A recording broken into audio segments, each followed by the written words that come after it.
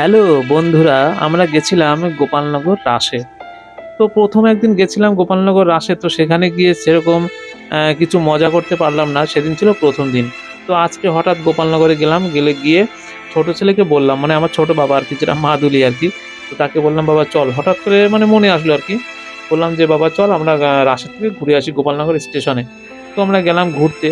তো দুইজনে বেশ টুকটুক করে আগে দেখলাম আশেপাশে দোকানপাটও অনেক হয়েছে, এবং যে এক একটা কাহিনী নিয়ে ভগবান শ্রীকৃষ্ণের যে লীলাটা, তো অবশ্যই ভগবান শ্রীকৃষ্ণকে নিয়ে, মানে রাসলীলাটা। তো সেই ভগবানের সেই ছোট ছোট কাহিনী নিয়ে এক একটি মূর্তি করে এই যে সাজানো আছে। ভগবান যে এইটা, যে গোবর্ধন পর্বত উনি কেন আঙ্গুলের উপরে নিয়েছিল, এই যে কালীয় দমন, মানে এই যে এক একটা ছোট ছোট কাহিনী নিয়ে, মানে এক একটা ছবি নিয়ে বেশ মূর্তি দিয়ে করেছে।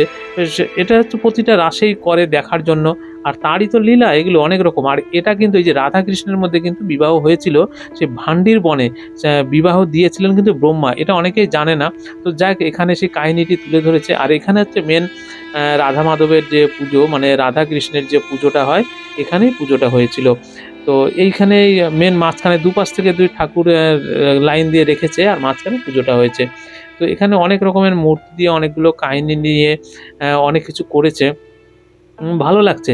আর ব্যাপার হচ্ছে, তার থেকেও বড় কথা, যে একটা ভগবানের আলোচনা বা তাকে নিয়ে বা কোনো কিছু নিয়ে সমালোচনা বা এরকম একটা জিনিস ভালো লাগে, যে ঠাকুর দেবতা নিয়ে কিছু করলে। আর বছরে তো একবারই এই রাসটা আসে। তো ঘুরে ঘুরে দেখলাম, বা ভালো লাগছে, আর সবাইকে দেখাচ্ছি। তো তোমরাও দেখো কত সুন্দর একটা ভগবানের রাসলীলাটা শুরু হয়েছে। তো আমি এটা গোপালনগরে স্টেশনের এখানে রাসলীলা মানে ভিডিওটা করলাম। তো ইচ্ছা যে এরপরে আরেক জায়গায় রাসলীলা হচ্ছে, সেখানে যাব। তো যাক, এটা আপাতত তো দেখাতে লাগি। তো এখানে গিয়ে আবার কি, আমার ছোট বাবা বলেছিল, বাবা বন্দুক ইয়ে করবো।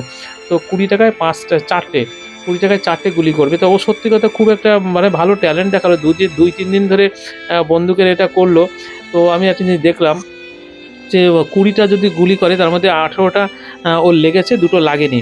আর এই আজকে করলো 10টা, 10টার মধ্যে 9টা গুলিতে বেলুন ফাটিয়েছে, আর একটাই পারেনি। মানে এরকম বেশ সুন্দর করেছে। তো যাই হোক, এই ভিডিও এই পর্যন্ত। আপনারা সবাই অপেক্ষায় থাকুন।